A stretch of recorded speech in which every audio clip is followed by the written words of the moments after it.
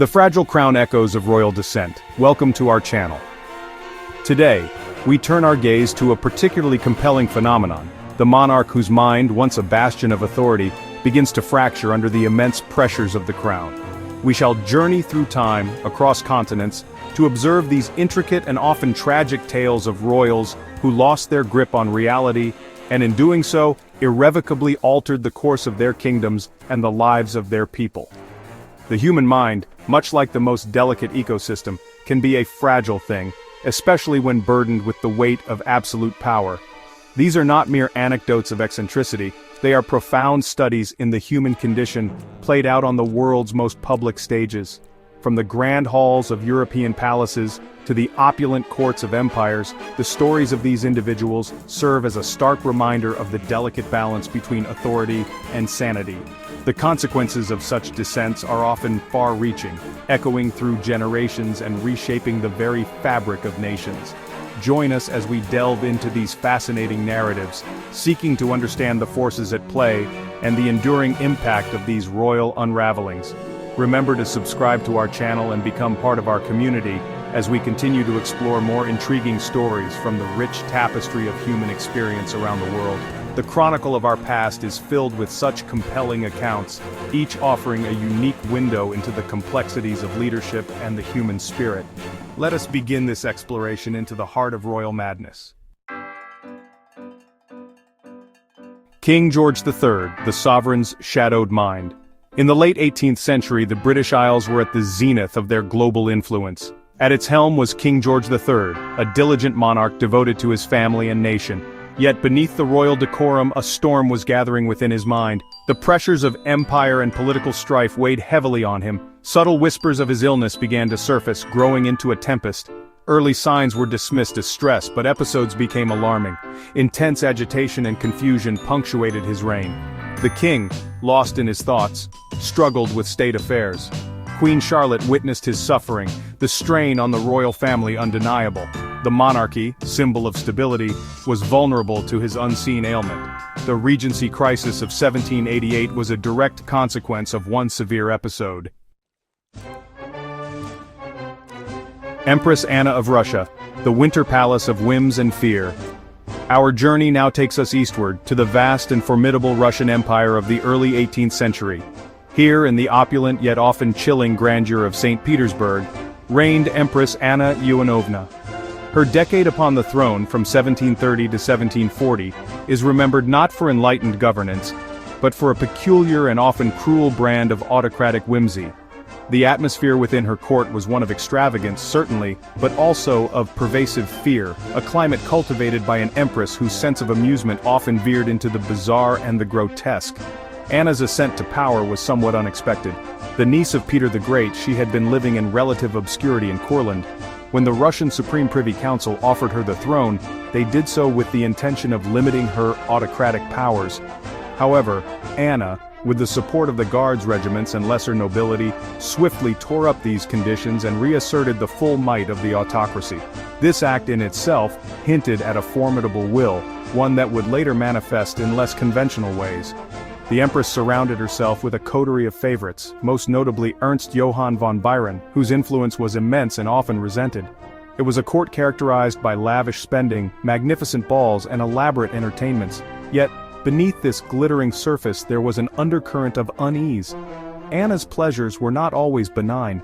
She possessed a strange fascination with physical deformities, and a penchant for humiliating those around her, particularly members of the old aristocracy, whom she perhaps distrusted or disdained. One of the most infamous examples of her peculiar sense of humor was the Ice Palace.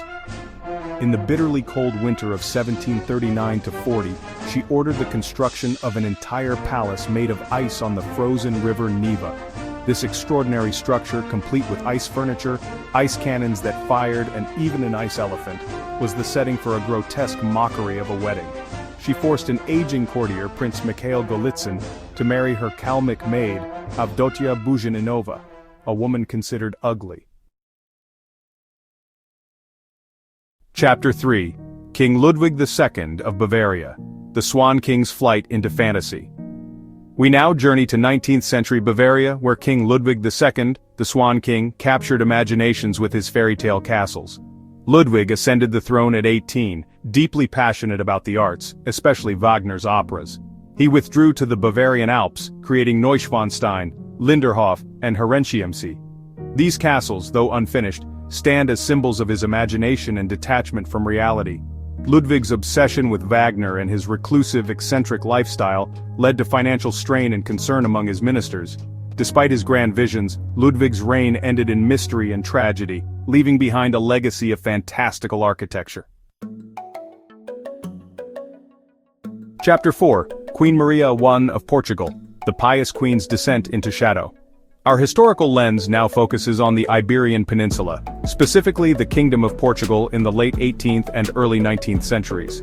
Here we encounter Queen Maria I, a monarch whose reign began with promise but was overshadowed by profound mental anguish. Known as Maria the Pious for her devout faith, she later earned the epithet Maria the Mad due to a debilitating illness. Maria ascended to the throne in 1777, the first undisputed queen regnant of Portugal. Initially regarded as a good ruler, her reign was later marred by personal tragedies. The deaths of her husband and son deeply affected her, leading to a decline in her mental health. By the early 1790s, she exhibited signs of religious mania and severe depression. The royal court in Lisbon became a place of profound distress. Treatments of the era were harsh and ineffective, leaving the queen trapped in her tormented mind. Chapter 5: Emperor Caligula, the imperial descent into tyranny and excess. We now cast our gaze back to the ancient world, to the heart of the mighty Roman Empire, and to a name that has become virtually synonymous with royal madness and cruelty: Emperor Caligula. Gaius Caesar, Augustus Germanicus, nicknamed Caligula, Little Boot, by his father's soldiers in his childhood, began his reign in 37 AD amidst widespread popular rejoicing. Young, charismatic, and the son of the beloved Germanicus, he represented a hopeful new beginning after the often grim and suspicious reign of Tiberius. However, this initial promise soon curdled into a reign of terror, marked by increasingly erratic behavior, breathtaking extravagance, and acts of shocking cruelty. Whether Caligula was truly mad in a clinical sense is a subject of ongoing debate among historians. Some suggest a severe illness early in his reign may have permanently altered his personality. Others point to the corrupting influence of absolute, unchecked power on a young and perhaps unstable mind. Regardless of the cause, the consequences for Rome were dire. Within months of ascending to the throne, Caligula fell gravely ill.